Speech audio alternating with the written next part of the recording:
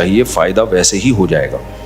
مگر جیسے کسی کو روزہ، تو اب آپ کی روزہ ثواب کی نیت سے رکھنے کی ہمت یا دل نہیں چاہ رہا ہو، لیکن وہ اس لیے روزہ رکھتا ہے کہ پیٹ صاف اور بدہضمی نہ ہو، تو کیا یہ درست ہے یا تقویٰ کے خلاف ہے؟ اس طرح بعض دفعہ خالص اللہ کی رضا کے لیے فرائض یا نوافل میں دل نہیں لگتا، مگر جنت کی لالچ میں، تو جنت کی لالچ میں تو کرنا اخلاص ہی ہے بھائی.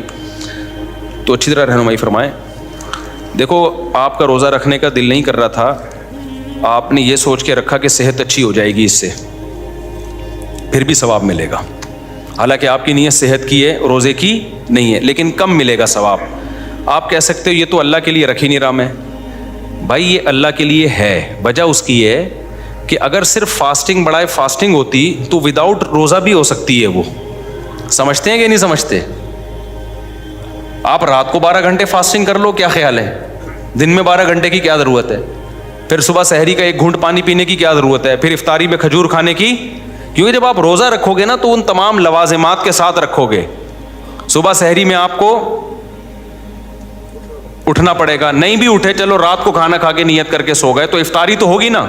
اور دوسرا، آپ پر شریعت کا حکم لاگو ہوگا کہ عام فاسٹنگ جب آپ کر رہے ہوتے ہو خالی صحت کے لیے، اس میں بیچ میں آپ کی نیت خراب ہو گئی، آپ نے چائے پی لی، تو نہ گناہ ملے گا آپ کو اور نہ اس کی قضا واجب ہوگی آپ کے اوپر.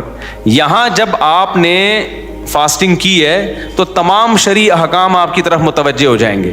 اب بیچ میں ڈاکٹر نے کہا کہ کوئی فائدہ نہیں ہے روزہ رکھنے کا، آپ کی تو پہلی کولیسٹرول آپ میں ختم ہو چکا ہے، تو اب یہ کہہ کے آپ روزہ توڑو گے نہیں. چونکہ میں نے تو صحت کے لیے روزہ رکھا تھا، تو اب چونکہ اب کوئی ڈاکٹر کہہ رہے ہیں آپ فاسٹنگ توڑ دو، تو آپ کہو گے بھائی روزہ کیا ہے، وہ میرے لیے توڑنا بلا ضرورت جائز نہیں ہے، اس کو کمپلیٹ کرنا پڑے گا. دوسری بات، یہ اگر توڑ دیا تو بعد میں قضا رکھنی پڑے گی. تو اس سے پتہ چلتا ہے کہ آپ کے پاس صحت بنانے کے 2 آپشن تھے، ایک روزہ رکھے اور ایک روزہ رکھے بغیر. آپ نے کہا روزہ چونکہ عبادت ہے تو چلو اس بہانے عبادت کر لو، تو ایک اچھے راستے کا انتخاب یہ بھی کیا ہے، نیکی ہے. نہیں آئی کھوپڑی شریف میں بات، بھئی یہ بھی تو ایک نیکی ہے نا. اس کی مثال ایسے ہے، نبی صلی اللہ علیہ وسلم نے فرمایا کوئی شخص اپنی زوجہ سے اپنی خواہش پوری کرتا ہے اس پہ بھی ثواب ملتا ہے. صحابہ نے کہا یا رسول اللہ وہ تو اپنی خواہش کے لیے کر رہا ہے. تو آپ نے فرمایا وہ غلط طریقے سے بھی تو خواہش پوری کر سکتا تھا زنا کر کے. اس نے خواہش کے لیے 2 آپشن تھے اس کے پاس. آسان آپشن زنا تھا. آسان آپشن کیا تھا؟ کوئی خرچہ نہیں ہوتا، 1 دفعہ کا ہوتا ہے. یہاں آپشن کیا ہے؟ پورا سسرال جہیز میں مل رہا ہے آپ کو. کیا خیال ہے بھائی؟ مل گیا